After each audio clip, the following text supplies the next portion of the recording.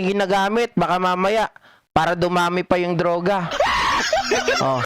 Next, mga kababayan, pag-usapan naman natin at pagtawanan itong expectation versus reality na nakikita natin dito po sa EDSA. Ngayon po kasi, araw ng Biyernes, mga kababayan, sigurado po ako na ang mga DDS Friday group ay nandun na naman sa EDSA.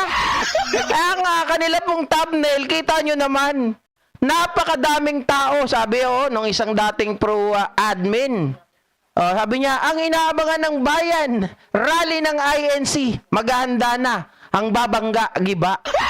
Pero yung reality, tiningnan ko, mga kababayan, aba, sabi ng reality dito, tingnan nyo, kung marami bang tao.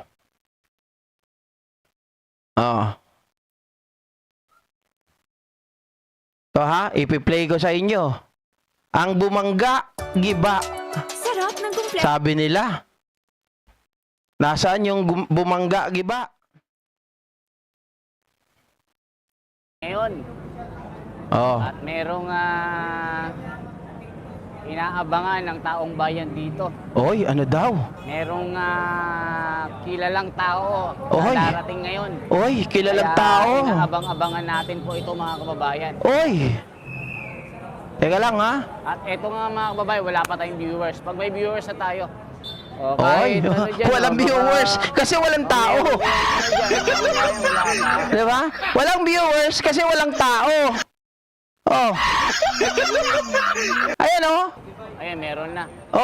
Oy, meron na pero wala pa ring tao. Ha, nasaan? Yung pagkarami-rami daw ang bumangga, giba? Solid na mga taga-suporta natin dyan. Advance ko ha. Wala talaga eh. Tipo na tagsagawa. Ayun lang. 1, 2, 3, 4, Diba? 5. Sila lang yan eh. ANC ay naghahanda na po. Ano? Kasi tumanggap na daw po ng tagubilin. Tas sabi ng mga bangag at mga insamada vloggers ay hindi na daw tuloy. Nasaan na? Natuloy ba? Nasaan na? Wala! Wala. Ayan pa, yabang Wala eh. Oy! Mga dating mangga. Mangga!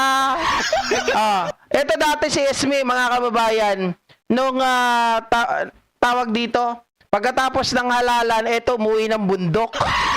Ito ay kumuha ng mga gold, yung pagsala-sala ng ginto, yan ang content niya. Ngayon, ano na naman, halalan, balik dito, Tatay Digong. Po natin to sa lahat po ng mga nandito. Cynthia, diba? Anong gagawin natin? Wala namang sinasabing masama dito, di ba, JDB? Ito kaibigan ko yung si JDB. May nagpunta dito, ewan ko. Pakialam ko kung picturean niya ako kahit pa, sige, dapat close up, naka-ready ako. Di ba? Nagsisitakbo, ewan ko dun. Picturean ako eh. Alat na gano'n yun. Diba? Walang tao, mga Geminatics. Nakakatawa. Punta pa natin yung iba. Rolando, ano ba pangalan mo talaga? Sino po? Pangalan ko? Bakit ko naman po sasabihin? May bayad po pag sinabi ko yung tunay kong pangalan. Diba? Wala na sarili ang mga DDS, dapat budget ng DDS wala sa sarili, di na dapat budget ng DDS. Wala na dapat bigyan, no? Konti na nga lang nila nag-aaway-away pa, organizer pati vlogger nagsisisihan. Nakita nyo naman nung nakaraan, imbis na dumami sila, mga kababayan, ang ginawa, imbis na sila po ay mag-anyaya, naghakot, tama, naghakot with batching bayad. Sabi ni Ma'am Lynn Domingo, DDS din pala yan. Opo, kasi mga nagsimula yan doon sa Dolomite, yan mga Dolomite vlogger eh. Di ba? Jundel de la Cruz, malam yan, na vlogger na yan. Sir Rolando, pasensya na, hindi po ako nagbibigay ng tunay na pangalan. Di ba? Ba't ko naman po ibibigay yung tunay kong pangalan? Pag binigay ko po yung tunay kong pangalan, baka wala na po akong pangalan. Baka maging pangalan ko po, si Wala. Hindi ko po pinamimigay yung pangalan ko. Sorry naman. De, joke lang po ha. Hindi ko talaga pinamimigay yung pangalan ko kasi sa akin lang po yun. Ang kulit mo, GP, huwag kang ganyan ha. Tingnan ko lang yung iba, guys. Yung sabi kasi nila, di ba, Friday group. Pamaya, balikan natin yan si Esme. Puntahan natin yung ibang mga banateros. Ayan. Tingnan natin yung mga nag-live doon. Kasi ang gaganda ng mga thumbnail nila Ayan Sabi, EDSA Friday group. Eto na, BP Sara, Duterte supporter dumagsa. Wow, dumagsa daw mga kababayan. Tingnan nga natin, buksan natin. Dumagsa.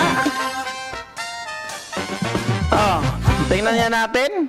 Start your 2-year journey today. Protect your family with a short pay plan for long-term financial gains. Teka lang. Ay, dumagsa. Nasaan na kaya yun? Ay, wala. Wala. Sila lang pa rin. Nakita mo yung tropa? Ano? Tropa nakita. Wala talagang tao In the train station. Yan na ba yun? Correct, sir. Huh? These people rise today. I know. You know. And I know. What can we do because he is elected by our country? The underclass. The victims of... Sir, one question, sir. Ano yung grabe, mga kababayan, mas marami pa yung vlogger kaysa dun sa tao mga pumupunta. Tingnan nyo, yung content na mga yan, mamaya pag in-upload yan lang lahat nakatutok sa tao na yan. Hindi ba kayo nahihiya? Lahat na lang, ito yung content nyo, yung tao na to. Mas marami pa kayo. Sabi ni Sir JB Kakam, yung pinaglalaban nila, di naman sila sinusuportahan sa pol power. Correct, mga kababayan. Di ba sabi nga ni Sara Duterte, wala po dyan yung pinaglalaban natin nandoon sa Malacanang. Di ba? Yun ang sabi ni Sara Duterte. Ibig sabihin si Sara mismo, ayaw niya po yung ginagawa ng mga tao dyan sa EDSA.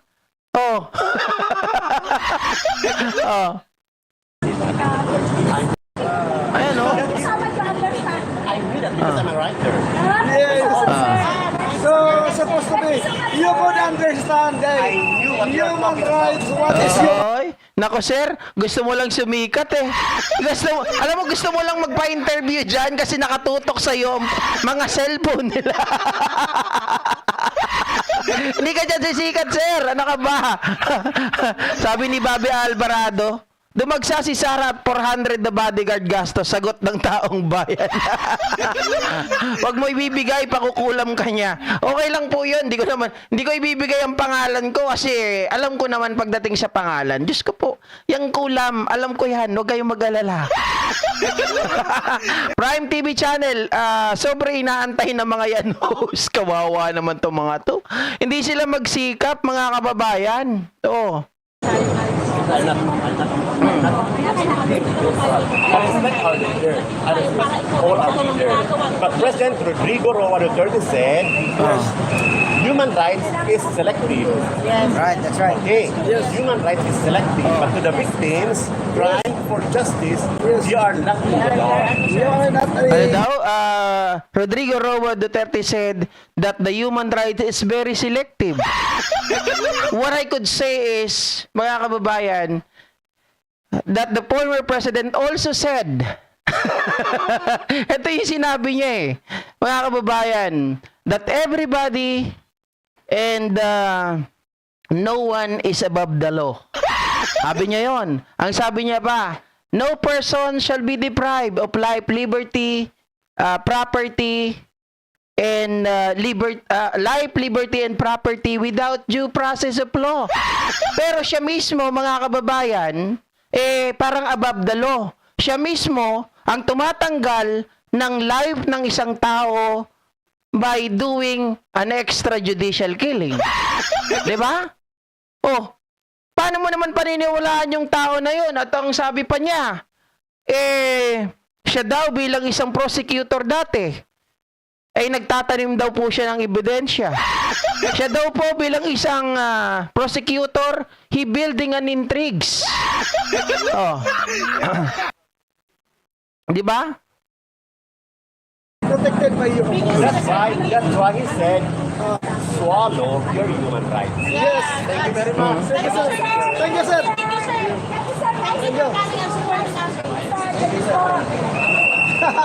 Ay? Sino po? Ako po? Nagsisikap? Aba, mga kababayan, bakit? Hindi po ba trabaho ang pagbablog?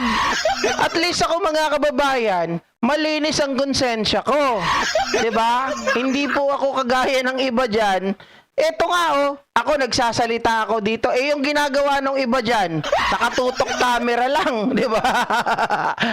Asa lang doon sa ano. At least ako pinapagana ko yung utak ko, nag-aanalisa ako. Yung iba diyan dakdak lang ng dakdak. Pero yun sinabi lang ni Sara Duterte, mga kababayan, na nanggaling daw yung sobre kay Lisa. Naniwala naman agad.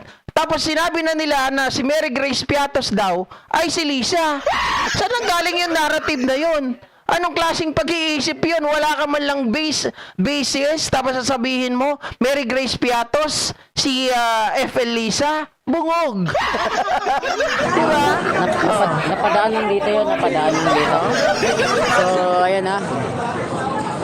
Ayan sa mga viewers natin, like, share, and subscribe po Super grand pa tayo. siya. Magandang hapon sa lahat. Tuloy-tuloy lang ang ating update sa may EDSA. Ngayong Friday, EDSA Friday Group. Maaga-aga tayo ngayon. Kaya po, tama po Sir JB Rakam, na mahirap po yung pagbablog. Lalo na yung live. Di ba bukod sa research na gagawin mo, magla-live ka, naku po, kita nyo minsan dito yung dila namin bumabaluktot. Eto mga to, ang gagawin, yung iba dyan nagla-live, ano lang, for viewing lang talaga. Di ba? Wala po silang analysis. Sino mas nakakahiya doon? Pero napansin ko, no, sarado itong overpass. Sinarado na nila. Kaya dito tayo sa harap ng Robinson's Galleria sa ating mga viewers dyan. Magandang hapon sa lahat. Kagaya ng sinabi ko, no, batiin ko muna ang ating mga kababayan, Luzon, Visayas, Mindanao. Tingnan nyo, mga kababayan, meron bang tao na sumusuporta sa kanila? Alam nyo na kawawang-kawawa yung mga tao na iniimbitahan nila dito. Alam nyo kung sino? Ito po, yung nandito dito, no? Ito, yung mga nakaupo na yan. Yung mga kapatid nating mga Muslim na hindi ko alam kung Muslim ba sila. Kasi parang nakita ko din sila doon sa Liwasang Bonifacio dati na mga hindi naman sila talaga Muslim. Parang ano ba, ang Badyaw ba at Muslim iiba? Ang magkaisa? Or magkaiba? Magkaiba. Pero hindi ko alam ayoko mag-judge Kasi noon, yung nandoon sila sa Liwasang Bonifacio, yung mga kapatid natin, parang ginamit lang nila, mga kababayan. Kasi nakita ko nung pagkatapos po nung sa Liwasang Bonifacio, nung nandoon pa sila Kibuloy dati, pagtapos nun, may nagbibigayan. Diba? Parang feeling ko, yung mga mahihirap talaga, pinagsuot lang, mukhang mga badyaw talaga. Magandang hapon po sa lahat. Of course, mga viewers natin na mga OFW, mga Filipino immigrants ng good morning, good afternoon, or good evening. Ayan, like, share, and subscribe po tayo. Ayan. Wala talagang tao, nakakahiya naman. Yung mga dumadaan na to, hindi pa yan mga supporter nila. Mga ka-GP Natex, ito yung Robinson, ito, daanan yan diba? Ito mga nag-aabang ng sasakyan yan. Nakita nyo naman, sila lang talaga, naghahanap lang ng anggulo. Sila lang yung mga nakikita doon, kabilaan, asan yung dyan? Dumagsa. Live Ed sa Friday Group, eto na, BP Sara, Duterte supporter, dumagsa. Ang alin, mga kababayan, yung langaw? Wala talaga eh. Ayan, hindi na sila dumadating. Yung dating loyalista nandito na rin, oh. Oy, dating loyalista nandito na. alam mo yun, para lang may manood sa kanila, lagi nilang sinasabi yun, dating loyalista, nagsalita na, bumaliktad na. Dating loyalista, sinusuko na, minumura na si Marcos. Ibang klaseng clickbait. Di ba? Oh.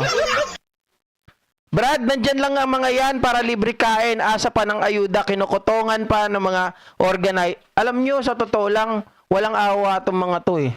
Oo. Bakit mo naman nasabi, GP? Ikaw ba naman, mga kababayan, kasi yung mga vlogger na yan, for the views.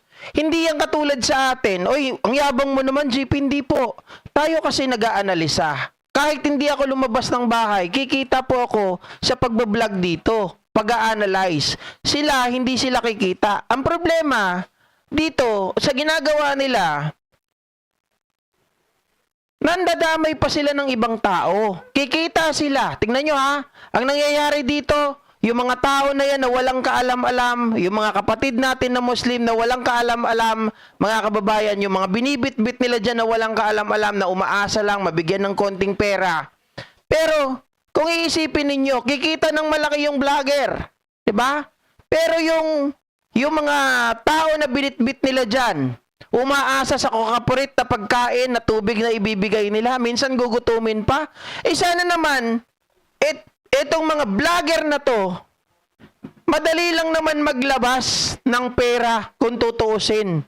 Mga kababayan, ako nga bukas kung nakasahod lang ako nung nakaraan, magbibigay din ako ng pagkain. Kaya lang, di ako nakasahod nung nakaraan Na-hold sa bangko. Etong mga to, ang ginagawa niyan, pakikinabangan yung mga tao. Pero, hindi nila alam nakakasakit na sila. Yung iba ng tao naman, nagpapagamit, mga ka-GP natin. Sino ba yung mga Muslim, yung sinasabi ko kanina? Ito. Wait lang. Balikan ko. Kaya ata kay Tropang B.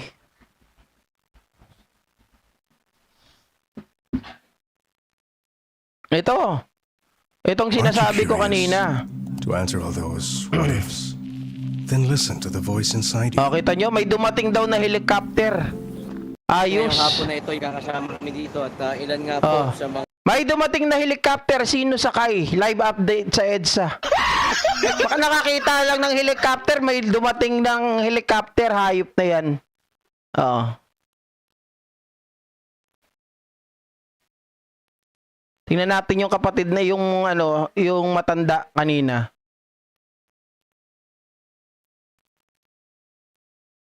Wala, hindi ko makita yung matanda.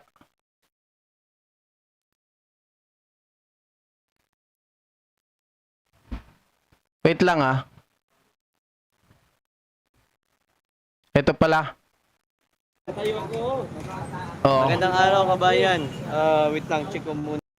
Tagalan na lang natin ng ng sound. Ayan Noong 'Di ba? nagdadit siya ng mga bata doon sa Davao, doon sa amin sa Manike, Hernan. Tapos dinala nila sa Davao. Ang mga bata turuan nila, sabi nila education, yung pala komunis. Ngayon nakasuhan siya doon sa Davao, sabi ni Sara Duterte. Hindi po, hindi yan si Normiswari Huwag pasaktan. Kamukha lang, hindi yan si Dormiswari.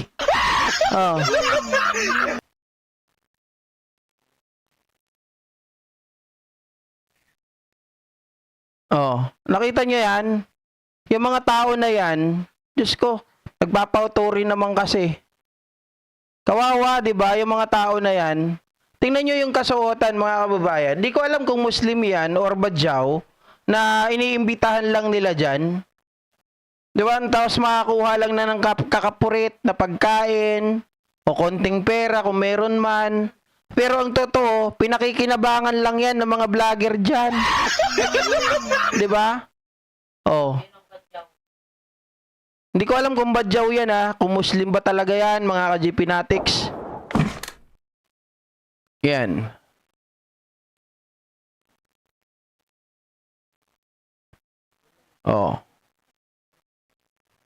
Ni Satanas. Sir, sa palagay ho kaya ninyo, matutuloy kaya na ma-impeach si BP Sara? Ay, hindi. Malabong mangyaring matuloy. Kasi, merong nasa taas. Siyang nakakakita. Siyang tunay na nakakakita.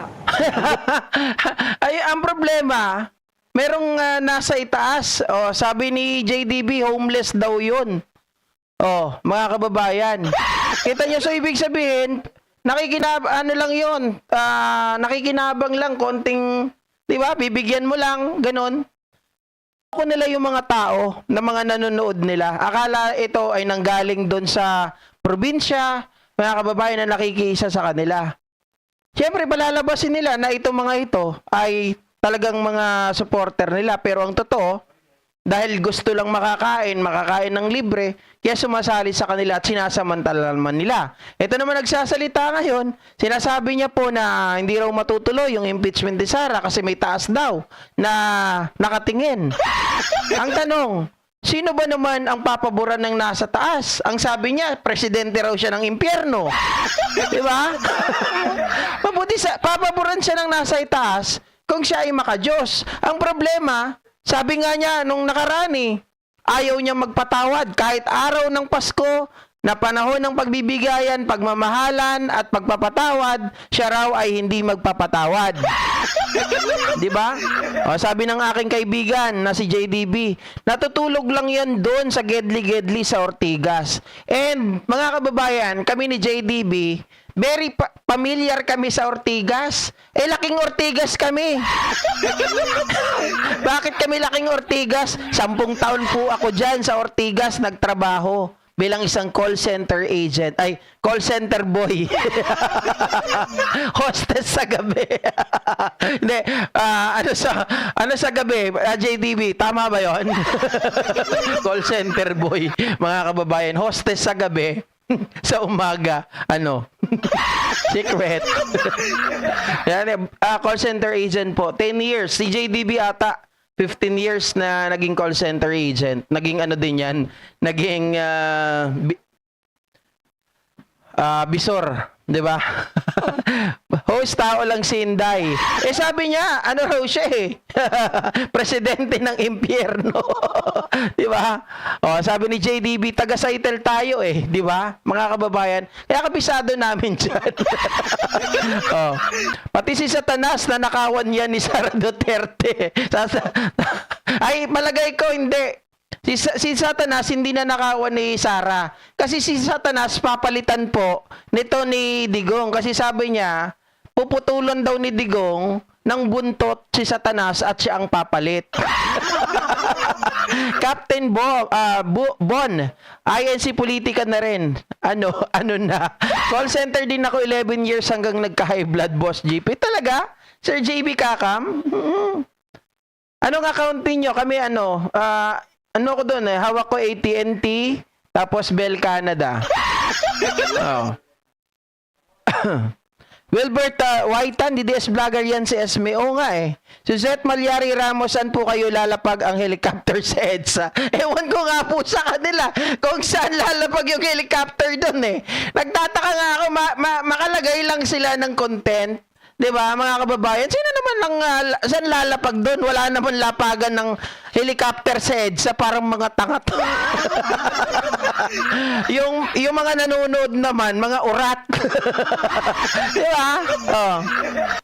Sabi ni Rudy Lucban, pag si Sara ang naging presidente nyo, lahat kayo si Raulo tulad ni Sara. Lukaret, adik, tapos mapatayin kayo tulad ng ginawa ni Rodrigo, mamamatay tao. AT&T Mobility. Ako din, AT&T Mobility din ako. JB Kakam, nung tawag dito, nung nasa acquire na ako. AT&T Mobility. Hawak mo dun sa Saitel, AT&T at mga checks. Uy! Loko ka Lap Trip TV, nga, sabi pa ni Digong, magkita-kita na lang daw sila sa impyerno ng mga taga-sunod niya. Correct! Nahawakan ko rin ng Sirius XM, JB Kakam sa Saitel. Nung after ko ng Bell Canada, nag-training ako ng Sirius XM sa Saitel. Oh, halos parehas pala tayo, boss. Oh. Dami fuckboy ba? Argo? Hindi naman. Shoutout sa mga classmate ko. Sa lahat daw ng mga classmate ni JDB. Oh, ayan mga kababayan ha. Naku, bababigay dyan sa Aquar. Hindi, malaki nun. 35 ako dyan eh, sa Aquar. Malaki na yon, wala pang ano yon, mga kababayan. Labas na lahat. Hindi pa kasama yung mga OT, hindi pa kasama yung mga incentives. Malaki na yon. Neri 0011, putol-putol ka, Lodi. Talaga? Putol-putol? Baka ano nyo po, signal nyo po yun, ha? Chris Bulawen, mga takas sa mental, ang mga andyan sa EDSA. Naku po. LG yung account ko sa Sitel dyan sa Eaton Building. Sabi ni Mad Superman. Uy, parang kilala kita, Mad Superman. Tropa ka ni JDB, di ba? Mad Superman. Taga-Eaton din ako dati. Oh. Putol-putol. Ay, siguro, ano na yung mga kababayan. Panahon na siguro para mag-out.